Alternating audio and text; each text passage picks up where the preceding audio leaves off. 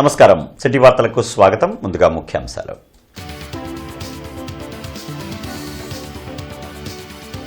CM Chandrababu అధ్యక్షతన cabinet సమావేశం. పలు కీలక నిర్ణయాలకు ఆమోదం.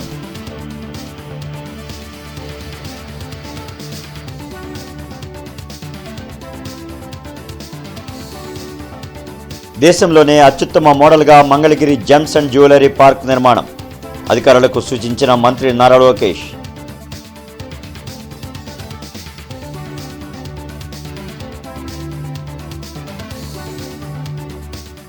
కూటమి ప్రభుత్వంతోనే రాష్ట్రాభివృద్ధి. సుపరిపాలనలో తొలి అడుగు కార్యక్రమంలో ఎమ్మెల్యే నసీర్.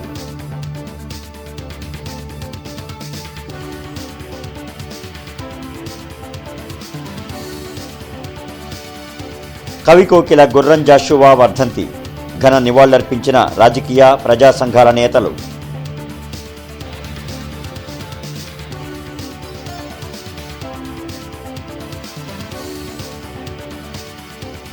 బంగాళాఖాతంలో అల్పపీడన ద్రోణి. జిల్లాలో కురుస్తున్న వానలు.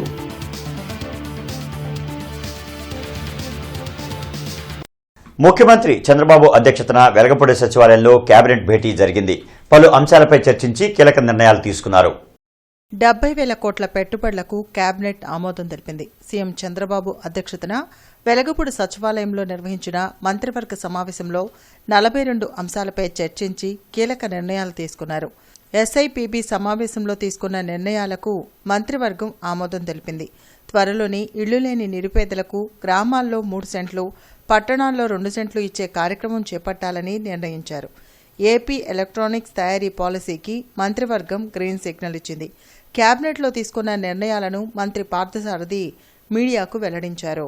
79,900 అంటే దాదాపు 80,000 కోట్ల పెట్టుబడులకు సంబంధించి ప్రతిపాదనల్ని ఏదైతే ఇంధన శాఖ కానివ్వండి, ఐటీ శాఖ కానివ్వండి చేసిన ప్రతిపాదనల్ని ఆమోదించడం జరిగిందని చెప్పేసి మనం చేస్తాను. మరి కొత్తగా Andhra Pradesh electronics components manufacturing policy 4.0 ఏదైతే ఐటీ ఈఎన్సీ శాఖ చేసిన ప్రతిపాదనని రాష్ట్ర మంత్రి మండలి ఆమోదించిందని చెప్పేసి మనం చేస్తాను. ఇక్కడ ఎలక్ట్రానిక్ పాలసీని తీసుకొచ్చి గుజరాత్, ఉత్తరప్రదేశ్, తమిళనాడు చాలా లబ్ధి పొందడం కూడా జరిగింది. మరి ఈ పాలసీ తీసుకురావడం మూలంగా రాబోయే సంవత్సరాల్లో $100 to $150 బిలియన్ బిజినెస్ మన వ్యాపారం మన రాష్ట్రంలో జరుగుతుందని చెప్పేసి కూడా నేను మనవి చేస్తాను. ఈ పాలసీని తీసుకురావడం ద్వారా ఇప్పటికే చాలామంది ఈ ఎలక్ట్రానిక్ మ్యానుఫ్యాక్చరర్ తయారీదారులు అయితే ఎవరైతే ఉంటారో వారందరూ కూడా ఇక్కడ ఇన్వెస్ట్మెంట్ పెడతానికి మరి చాలా ఉత్సాహం చూపిస్తారని చెప్పేసి కూడా నేను మనవి చేస్తాను. దేశంలోనే అత్యుత్తమ మోడల్గా Mangalagiri gems and jewellery park నిర్మాణం చేపట్టాలని అధికారులకు మంత్రి నారా లోకేష్ ఆదేశించారు. ఉండవల్లిలోని తన క్యాంప్ కార్యాలయంలో పార్క్ ఏర్పాటుపై అధికారులతో నారా లోకేష్ సమీక్షించారు. కేంద్ర ప్రభుత్వ సహకారంతో నిర్మించనున్న కామన్ ఫెసిలిటీ సెంటర్ నిర్మాణాన్ని త్వరితగతిన పూర్తి చేయాలని సూచించారు. టాప్ 20 ఆభరణాల తయారీ సంస్థలు మంగళగిరి పార్కులో తయారీ యూనిట్లు, రిటైల్ షాపులు స్థాపించేలా అవసరమైన సౌకర్యాలు కల్పించాలని ఆదేశించారు. గుంటూరు తూర్పు నియోజకవర్గంలో సుపరిపాలనలో తొలి అడుగు కార్యక్రమం ఉత్సాహంగా కొనసాగుతోంది. శారదా కాలనీలో నిర్వహించిన కార్యక్రమంలో ఎమ్మెల్యే నర్సీతో పాటు మేయర్ కోవెలమూడి రవీంద్ర, టీడీపీ నేతలు మద్దిరాల మేని, మహంకాళి నరసింహారావు, ఇతర నాయకులు పాల్గొన్నారు. ఇంటింటికి తిరిగి కూటమి ప్రభుత్వం ఏడాది పాలనలో చేపట్టిన అభివృద్ది, సంక్షేమ కార్యక్రమాలను ప్రజలకు వివరించారు. స్థానిక సమస్యలపై ఆరా తీసి వాటి పరిష్కారంకు చర్యలు చేపడతామని తెలిపారు. ఇప్పుడు అది చేయడం వల్ల కొంతమంది దాదాపు 40% అది ఎవరు చేయాలి ఆ పని చేయడం, చిన్న ఇళ్ళు కొడితే మళ్ళీ వాళ్ళు కట్టుకునే పరిస్థితి ఉండదు. ఇదంతా చాలా ఆలోచించి జాగ్రత్తగా చేయాలని ఆగాం. ఒకసారి మాట్లాడి మహంకాళి గారు, బాజీ వీళ్ళందరితో మాట్లాడి ఎలా చేయాలో ఒక రూపం. ఆ రేషన్ కార్డు వాళ్ళ తల్లిదండ్రులు లేదు, వాళ్ళ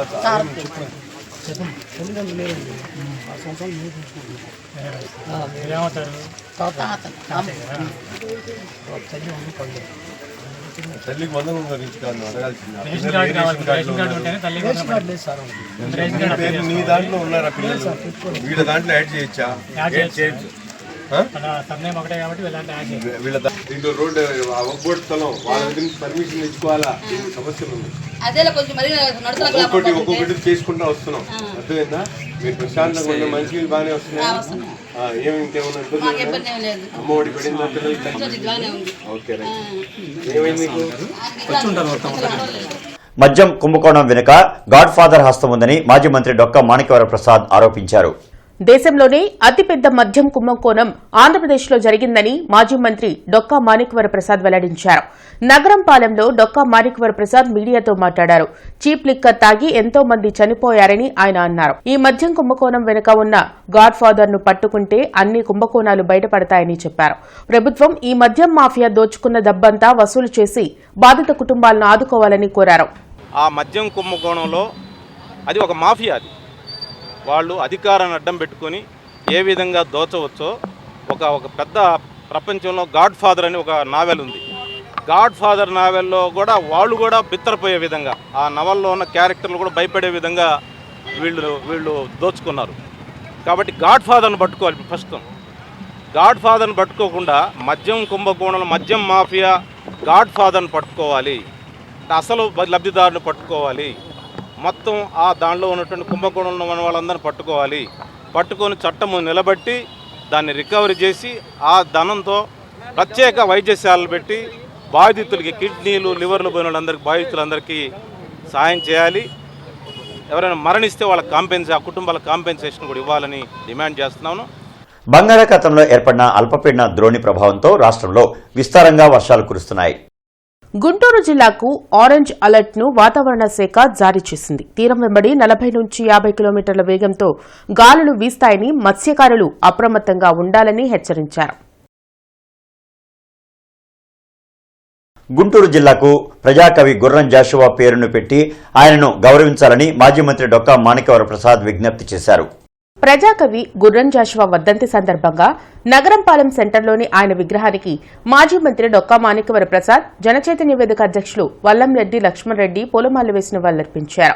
ఈ సందర్భంగా వారు మీడియాతో మాట్లాడుతూ మహాకవి గుర్రం జాషువా తన రచనలతో ప్రజల్లోని అసమానతలు తగ్గించేందుకు కృషి చేశారని కొనియాడారు. గుంటూరులో గుర్రం జాషువా విజ్ఞాన కేంద్రం నిర్మాణం అసంపూర్ణంగా ఉందని, దానిని త్వరగా పూర్తి చేయాలని కోరారు. గుర్రం జాషువా పేరును పల్నాడు జిల్లాకు కానీ గుంటూరు జిల్లాకు కానీ పెట్టాలని ప్రభుత్వానికి విజ్ఞప్తి చేశారు. ఈ కార్యక్రమంలో వివిధ దళిత సంఘాలు, ప్రజా సంఘాల నేతలు పాల్గొన్నారు. ఆయన నడయాడిన నేల ఈ గుంటూరు జిల్లా, ఆయన పుట్టిన నేల గుంటూరు జిల్లా. అందువల్ల తెలుగు భాషకి, తెలుగు భాషాభిమానులంతా కూడా, తెలుగు వాళ్ళంతా కూడా ఆయనకు ఒక గౌరవం ఇవ్వాలంటే గుంటూరు జిల్లాకు కానీ పల్నాడు జిల్లాకు కానీ జాషువా గారి పేరు పెట్టాలి. గుంటూరు జాషువా జిల్లా అని పేరు పెట్టాలి, లేదా జాషువా గుంటూరు జిల్లా, లేదా పల్నాడుకి, ఆయన పుట్టిన పల్నాడుకి పల్నాడు జాషువా జిల్లా, జాషువా పల్నాడు జిల్లాగా ఏదో విధంగా పేరు పెట్టడం ద్వారా తెలుగు భాషకు ఒక గౌరవాన్ని ఇచ్చినట్టు అవుతుంది.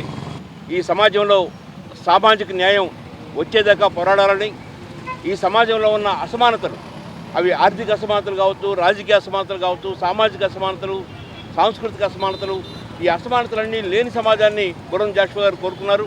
గుర్రం జాషువా గారి అభిమానులందరూ ఈ సమాజంలో ఉన్న అసమానతలు పోగొట్టడానికి కృషి చేయాలని కోరుతున్నాను. మహాకవి గుర్రం జాషువా వర్ధంతి సందర్భంగా ఆయన విగ్రహానికి బీజేపీ జిల్లా నేతలు పూలమాలలు వేసి నివాళులర్పించారు.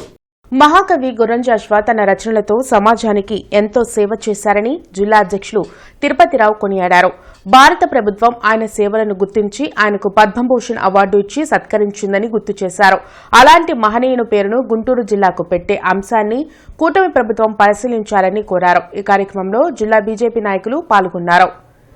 వారు ఆ రోజు చేసినటువంటి మంచి కార్యక్రమాల వల్లే ఈ రోజు కూడా వారిని స్మరించుకుంటూ ఇంత భారీ ఎత్తున ఈ గుంటూరు జిల్లాలోని వారు జన్మించారు. కాబట్టి వారికి భారతదేశ ప్రభుత్వం కూడా మంచి సాహిత్య అవార్డు కూడా ఇచ్చింది.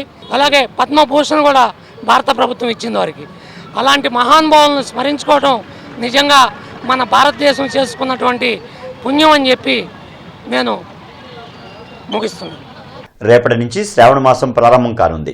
అమావాస్య అనంతరం ఆలయ ప్రక్షాళన జరిపి పూజలు ప్రారంభించనున్నారు. మహిళలకు శాశ్వత సుమంగళి వైభవాన్ని ఆ జగదంబ అనుగ్రహించాలని ప్రముఖ ఆధ్యాత్మికవేత్త బ్రహ్మశ్రీ గౌరీశంకర్ ఆకాంక్షించారు. శ్రావణ మాసంలో మహాలక్ష్మి అమ్మవారిని పూజిస్తే సకల శుభాలు కలుగుతాయని తెలిపారు.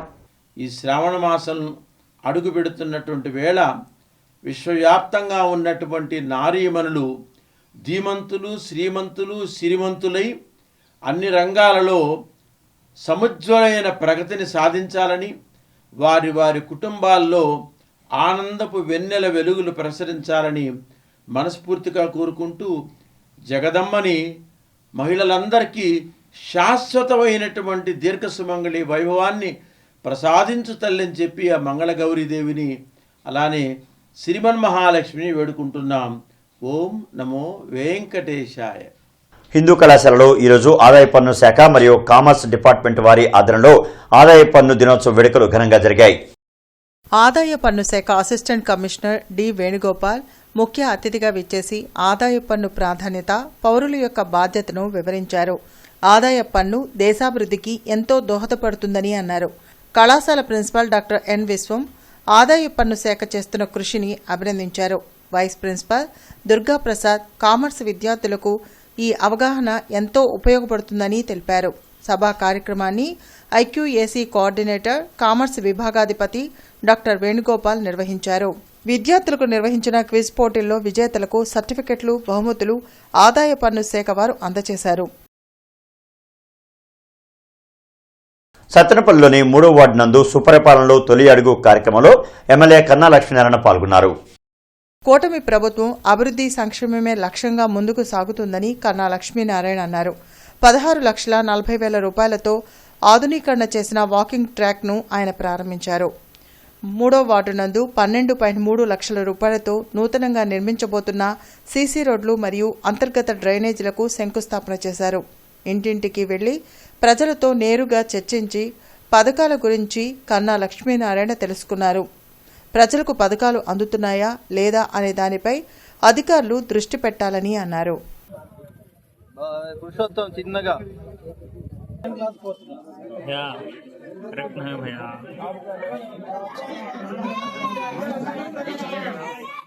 నారాకోడూరు గ్రామంలో జిల్లా collector S Nagalakshmi, Tenali sub collector Sanjana సింహాతో కలిసి ప్రభుత్వం, దాతలు, ప్రజల భాగస్వామ్యంతో P4 కార్యక్రమంలో నిర్వహించిన గ్రామసభ సమావేశంలో పాల్గొన్నారు. ఈ సందర్భంగా జిల్లా కలెక్టర్ నాగలక్ష్మి మాట్లాడుతూ 2047 నాటికి విజన్ స్వర్ణాంధ్ర సాధన కోసం నిర్దేశించిన 10 లక్ష్యాల్లో భాగంగా పేదరికం నిర్మూలనకు సమాజంలోని ఉన్నత స్థాయిలోని వ్యక్తులు మార్గదర్శకులుగా అట్టడుగు ఉన్న కుటుంబాలను బంగారు కుటుంబాలుగా తీర్చిదిద్దడానికి అవసరమైన సహాయం అందించే కార్యక్రమమే P4 అన్నారు. రాష్ట్ర ముఖ్యమంత్రి నారా చంద్రబాబు నాయుడు P4 కార్యక్రమాన్ని ఉగాది రోజున అమరావతిలో ప్రారంభించారని, అదే రోజు మెగా కంపెనీ కృష్ణా జిల్లాలోని వారి స్వంత గ్రామాన్ని దత్తత తీసుకోవడం జరిగిందన్నారు. పవన్ కళ్యాణ్ కీలక పాత్రలో పోషించిన periodical action film Harihara Veeramallu థియేటర్లలో విడుదలైంది. భీమ్సేన్ సేవాదళ దళిత సంఘాల ఆధ్వర్యంలో మహాకవి గుర్రం జాషువా వర్ధంతి కార్యక్రమం నగరంపాలెంలో జరిగింది. ప్రజాకవి గుర్రం జాషువా వర్ధంతి కార్యక్రమంలో భీమ్సేన సేవాదళ నాయకులు నల్లపు నీలాంబరం, పలు దళిత సంఘాల నేతలు పాల్గొని ఆయన విగ్రహానికి పూలమాలలు వేసిన వాళ్లర్పించారు. ఈ సందర్భంగా వారు మాట్లాడుతూ మహాకవి గుర్రం జాషువా సమాజంలో జరుగుతున్న అస్పృశ్యత, అంటరానితనంపై తన రచనలతో ప్రజల్లో చైతన్యం తెచ్చారని కొనియాడారు. అలాంటి మహనీయుణ్ణి నేటి నాయకులు ఆదర్శంగా తీసుకుని పనిచేయాలని కోరారు. ఈ కార్యక్రమంలో Manchala Joseph, Karamsetti Prasad, Chinnam David Williams, Jupudi Srinivasarao, Patibandla Koteswararao, Kone Luther Paul, ప్రజా గాయకుడు పివి రమణ, కత్తెలెనీనా పాల్గొన్నారు. మేము కోరుకుంటుంది గత అనేక సంవత్సరాల నుండి గుర్రం జాషువా గారి వర్ధంతులు, జయంతులు జరుపుతున్నారే కానీ మేము పల్నాడు జిల్లాకు కానీ గుంటూరు జిల్లాకు కానీ గుర్రం జాషువా గారి పేరు పెట్టమని చెప్పి అనేక పద్ధతులు మేము అడుగుతున్నాము. రాష్ట్ర గవర్నమెంట్, కేంద్ర గవర్నమెంట్ దీన్ని తీసుకొని దీన్ని స్పీకర్ ఇచ్చి గుంటూరు జిల్లాకి గుర్రం జాషువా గారి పేరు పెట్టాలని చెప్పి తెలియపరుస్తున్నాం. లేదంటే పెద్ద ఎత్తున కానీ ఆందోళన జరుగుతాయని తెలియపరుస్తున్నాం.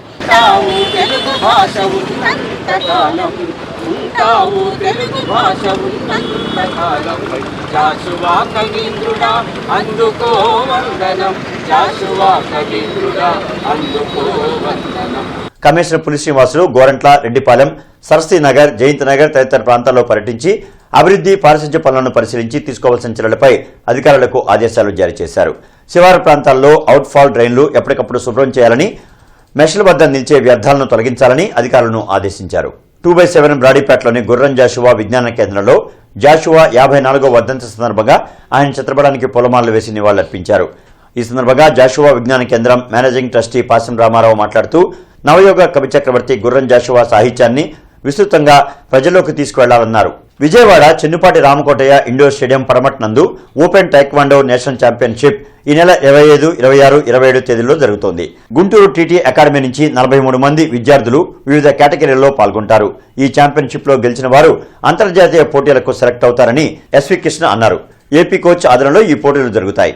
విజయవాడలో జరిగే ఓపెన్ నేషనల్స్కి 26, 27 తారీఖుల్లో జరిగే ఓపెన్ టేక్వాండో ఛాంపియన్షిప్కి టీటీ అకాడమీ నుంచి మొత్తం 43 మంది అభ్యర్థులు వివిధ కేటగిరీల్లో పార్టిసిపేట్ చేస్తున్నారు.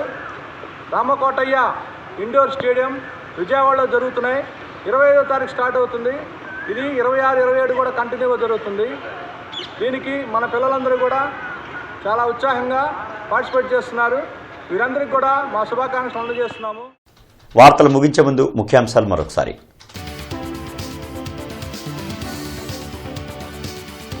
సీఎం చంద్రబాబు అధ్యక్షతన కేబినెట్ సమావేశం, పలు కీలక నిర్ణయాలకు ఆమోదం.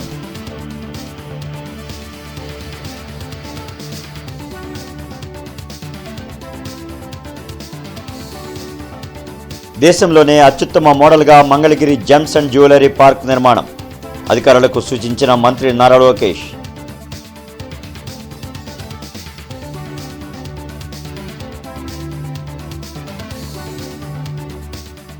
కూటమి ప్రభుత్వంతోనే రాష్ట్రాభివృద్ధి, సుపరిపాలనలో తొలి అడుగు కార్యక్రమంలో ఎమ్మెల్యే నసీర్.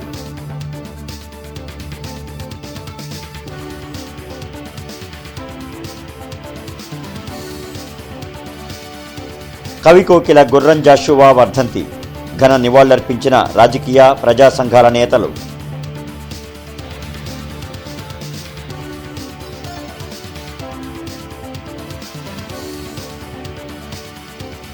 బంగాళాఖాతంలో అల్పపీడన ద్రోణి, జిల్లాలో కురుస్తున్న వానలు.